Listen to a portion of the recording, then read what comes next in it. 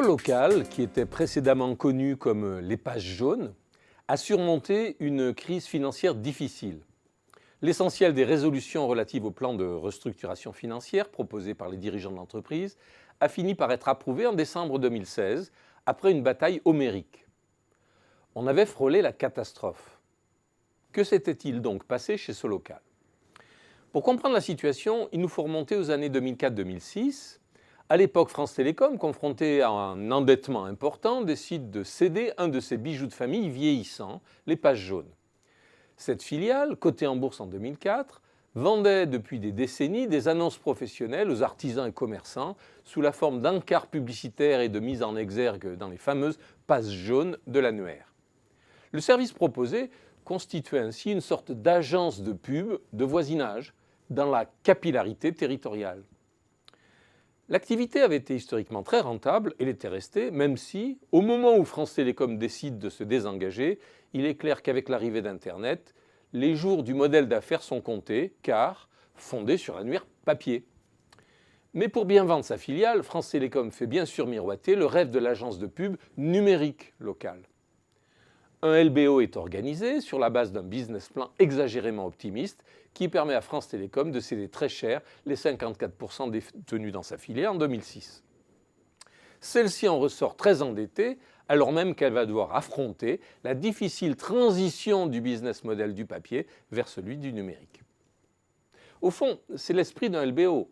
Des repreneurs convainquent des banques qu'ils vont pouvoir générer la valeur d'achat payée en la tirant de la cible, une fois restructurée et remise sur pied.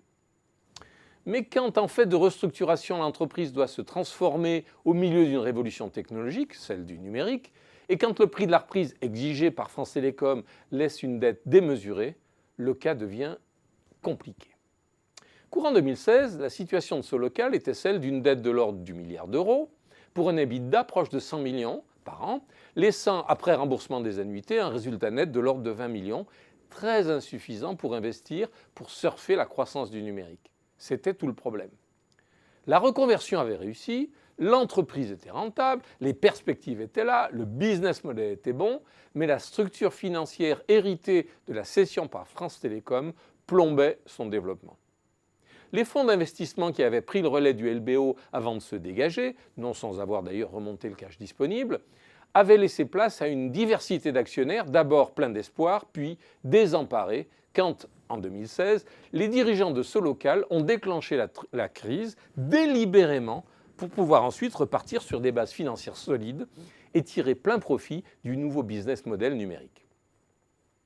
Fort de ce nouveau business model, mais affaibli par son endettement élevé, l'entreprise a alors suscité les convoitises d'actionnaires activistes qui voyaient la possibilité de mettre la main à bas prix sur une pépite, une sorte de phénix licorne, phénix car renaissant de ses cendres et licorne car néo-start-up aux dimensions déjà respectables avec un petit milliard d'euros de chiffre d'affaires.